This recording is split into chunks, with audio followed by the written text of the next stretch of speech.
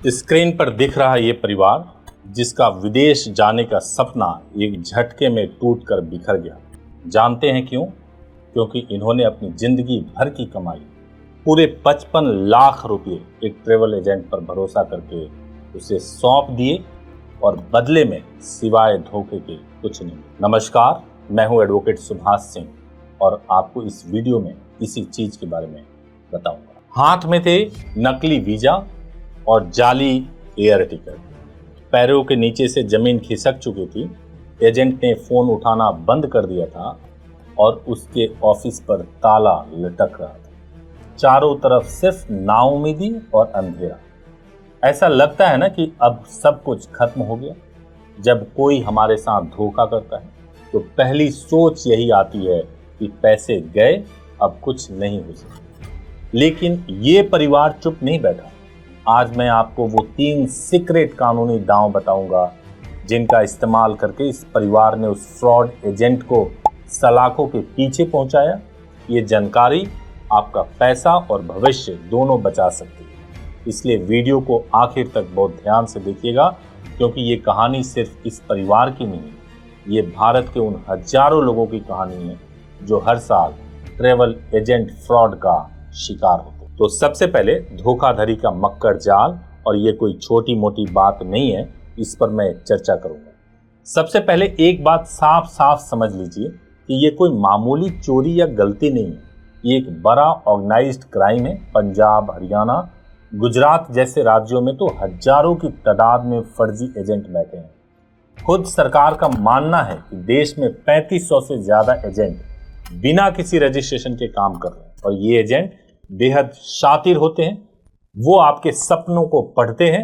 उन्हें पता है कि आपको विदेश जाना है, एक अच्छी नौकरी चाहिए, अपने परिवार को बेहतर जिंदगी देनी है। वो आपके इसी सपने को अपना हथियार बनाते हैं। आपको फेसबुक, इंस्टाग्राम पर बड़े बड़े विज्ञापन दिखाते हैं। कनाडा में गारंटीड जॉब, यूके में 2 महीने में पक्की सेटलमेंट, बिना आईलेट्स के अमेरिका का वीजा। ये सब सुनने में इतना अच्छा लगता है कि यकीन करना आसान हो जाता है, लेकिन अक्सर ये एक जाल होता है। इस परिवार के साथ भी ठीक यही हुआ था। उन्हें कनाडा में वर्क परमिट और पीआर का सपना दिखाया गया। एजेंट ने बातें ऐसी की कि कागज ही ऐसे दिखाए कि उन्हें उस पर पूरा भरोसा हो गया। उन्होंने अपनी जमीन बेची, दोस्तों रिश्तेदारों से पैसे मांगे और अपनी जिंदगी की पूरी जामा पूंजी 55 लाख रुपए उस एजेंट के हवाले कर। तो 3 गलती लोग कहां करते हैं। पहली गलती आप समझ लीजिए, जुबानी बातों पर यकीन। सबसे बड़ी गलती है कि एजेंट की हर बात को पत्थर की लकीर मान लेना। वो कहेगा, सर आप टेंशन मत लो, मैं सब देख लूंगा, और हम मान जाते हैं। दूसरी, पूरी पेमेंट एडवांस में देना। एजेंट जल्दी काम होने या डिस्काउंट का लालच देकर सारी पेमेंट एडवांस में मंगवाते हैं। एक बार पैसा हाथ से गया तो आप उनकी दया पर आ जाते हैं। और तीसरा, एजेंट को वेरीफाई ना करना। क्या आपने कभी एजेंट का लाइसेंस नंबर मांगा है? क्या आपने भारत सरकार के ई माइग्रेट पोर्टल पर चेक किया है कि वो रजिस्टर्ड है या नहीं? ये वो सरकारी पोर्टल है जहां सभी असली एजेंटों की लिस्ट होती है। अगर कोई एजेंट इस लिस्ट पर नहीं है तो बहुत मुमकिन है कि वो फर्जी है। जब धोखा होता है तो लोग हिम्मत हार जाते हैं, सोचते हैं पुलिस कचहरी के चक्कर कौन काटेगा, पैसा तो अब वापस आने से रहा, और धोखेबाज आपकी इसी सोच का फायदा उठाते हैं। लेकिन जिस परिवार की हम बात कर रहे हैं, उन्होंने हार नहीं मानी, उन्होंने लड़ने का फैसला किया, और यहीं से शुरू होती है असली कहानी। उन 3 कानूनी दावों की कहानी जिसने गेम पलट दिया। तो सबसे पहला कानूनी दांव एक साधारण नहीं, एक मजबूत एफआईआर होना चाहिए। जैसे ही परिवार को धोखे का एहसास हुआ, वो सीधे पुलिस स्टेशन पहुंचे। अब यहीं पर ज्यादातर लोग एक चूक कर जाते हैं। वो पुलिस के पास जाकर बस एक सिंपल सी धोखाधड़ी की शिकायत लिखवा देते हैं। लेकिन इस परिवार ने एक वकील की मदद ली और वकील के थ्रू एफआईआर को ड्राफ्ट करवाया, कंप्लेंट को ड्राफ्ट करवाया, और मजबूत कंप्लेंट को पुलिस के सामने पेश किया और कहा कि इसको एफआईआर में तब्दील कर दीजिए। और इसका मतलब है कि अपनी शिकायत में सिर्फ केवल जो हुआ है वही नहीं लिखना, उन कानूनी बातों को भी लिखना जरूरी होता है, जो बहुत ही जरूरी होता है, और ये आपको एक वकील ही बता सकते हैं। यहीं पर मैं कहना चाहता हूं कि अगर आपको संपर्क करना है, लीड इंडिया से बात करना है, तो परेशान मत होइए, 7 डेज बात कर सकते हैं। सुबह 9 बजे से लेकर शाम को 8 बजे के बीच में आप हमारे हेल्पलाइन नंबर 8800444555 पर कॉल करके लीगल एडवाइस के लिए अपॉइंटमेंट बुक करा सकते हैं। देखिए, कौन कौन से सेक्शन लग सकते हैं उसको जानना जरूरी है। आईपीसी का सेक्शन 420 जो बीएनएस में अब 318 हो गया। ये तो सब जानते हैं कि किसी को धोखा देकर उसकी संपत्ति को हड़पना सबको मालूम है, और इस सेक्शन के बारे में लगभग सभी लोग जानते हैं। इसी तरीके से दूसरा सेक्शन है आईपीसी का सेक्शन है 406 जो बीएनएस में 316 हो गया, यानी आपराधिक विश्वासघात, क्रिमिनल ब्रीच ऑफ ट्रस्ट। ये बहुत ही जरूरी है। इसका मतलब है कि आपने भरोसे पर पैसे दिए और उसने आपका भरोसा तोड़ दिया। और जो तीसरा है आईपीसी की धारा 467 जो बीएनएस में 338 हो गया है, आईपीसी की धारा 468 जो बीएनएस में 336 हो गया है, आईपीसी की धारा 771 जो बीएनएस में 340 हो गया। यानी इन सारे धाराओं का अगर एक शब्द में मतलब बताऊं तो जालसाजी। अगर एजेंट ने आपको नकली वीजा, जाली टिकट या कोई भी फर्जी दस्तावेज दिया है तो ये धाराएं लगती हैं। ये नॉन बेलेबल यानी गैर जमानती अपराध है। इनके लगते ही एजेंट की जमानत मिलना लगभग नामुमकिन हो जाता है। और एक आखिरी धारा बताऊंगा, आईपीसी में है 120 बी, बीएनएस में है 61 सब क्लॉज 2 यानी कि क्रिमिनल कॉन्स्पिरेसी, आपराधिक साजिश। अगर आपको लगता है कि इस धोखे में एजेंट अकेला नहीं बल्कि उसके साथ और भी लोग शामिल हैं, तो ये धारा सबको एक ही कटघरे में लाकर खड़े कर देती है। और एक और लास्ट में एक और बता दूं, इमिग्रेशन एक्ट 1983 1983 की धारा 24, ये कानून खास तौर पर विदेश भेजने के नाम पर धोखाधड़ी करने वाले एजेंट के लिए ही बना है।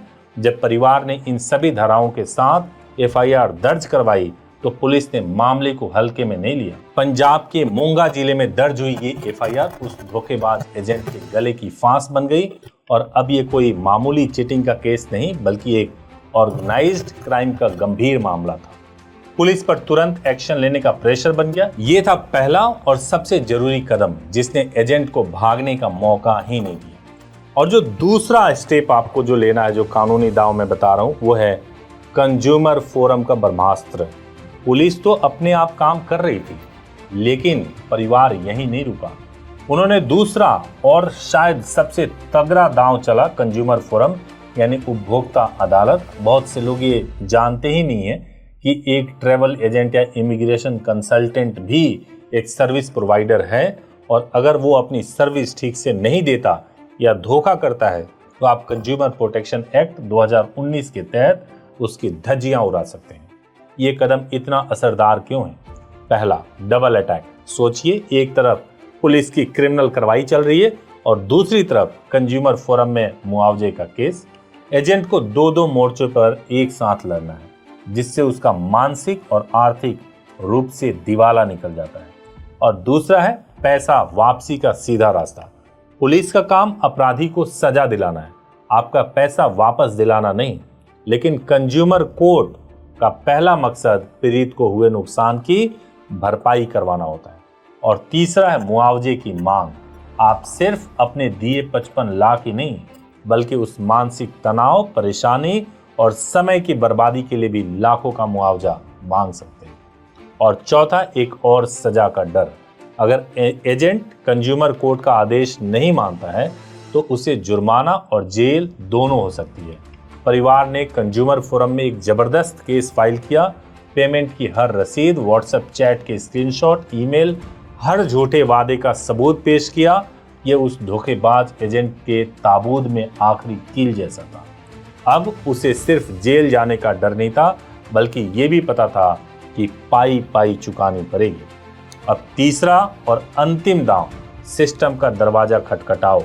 अब बात करते हैं तीसरे और सबसे सीक्रेट दांव की, जिसके बारे में कम ही लोग सोचते हैं। इस परिवार ने सिर्फ पुलिस और कोर्ट के भरोसे बैठकर इंतजार नहीं किया, उन्होंने चारों तरफ से हमला बोला, सरकारी विभागों में शिकायत की, विदेश मंत्रालय के तहत आने वाले प्रोटेक्टोरेट ऑफ इमिग्रेंट्स को एक डिटेल शिकायत भेजी। ये वो डिपार्टमेंट है जो विदेश जाने वाले भारतीयों के हक के लिए काम करता है। इससे मामला केवल लोकल पुलिस स्टेशन से उठकर नेशनल लेवल पर पहुंच गया। दूसरा, ई माइग्रेट पोर्टल पर रिपोर्टिंग की। उन्होंने सरकारी वेबसाइट ई माइग्रेट पोर्टल पर उस फर्जी एजेंट को रिपोर्ट किया ताकि सरकार उसे ब्लैकलिस्ट कर सके और दूसरे लोग उसके जाल में ना फंसे। और तीसरा, सोशल मीडिया की ताकत। उन्होंने अपनी पहचान बताए बिना अपनी कहानी सोशल मीडिया पर शेयर की। उन्होंने बताया कि कैसे एक एजेंट लोगों को ठग रहा है। इसका असर ये हुआ कि दूसरे लोग भी सावधान हो गए और कुछ और पीड़ित भी सामने आ गए, जिससे केस और मजबूत हो गया। और चौथा, लीगल नोटिस। कंज्यूमर केस करने से ठीक पहले उनके वकील साहब ने एजेंट के घर पर और ऑफिस पर के पते पर एक नोटिस भेजा था और 15 दिन के अंदर पैसे लौटाने की चेतावनी दी गई थी। भले ही एजेंट ने जवाब नहीं दिया, लेकिन कानूनी लड़ाई में एक जरूरी और पहला कदम जरूर होता है लीगल नोटिस भेजना। इन तीनों दावों का मिला जुला असर एक सुनामी जैसा था। एक तरफ मजबूत एफआईआर की वजह से पुलिस पीछे पड़ी थी, दूसरी तरफ कंज्यूमर कोर्ट के लाखों के मुआवजे की तलवार लटक रही थी, और तीसरा, सरकारी विभागों और सोशल मीडिया का दबाव था। उस फ्रॉड एजेंट के पास भागने का कोई रास्ता ही नहीं बचा।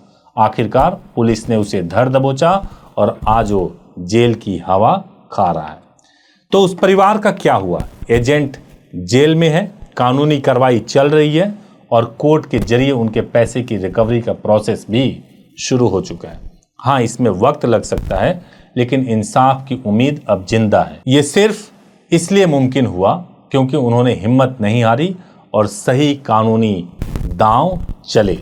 उम्मीद है कि आपको इससे लाभ हुआ होगा तो इस वीडियो को अपने दोस्तों को जरूर शेयर कीजिएगा, ताकि कोई दूसरा व्यक्ति ट्रैवल एजेंट के झांसे में ना फंस जाए। सावधान रहिए, सतर्क रहिए।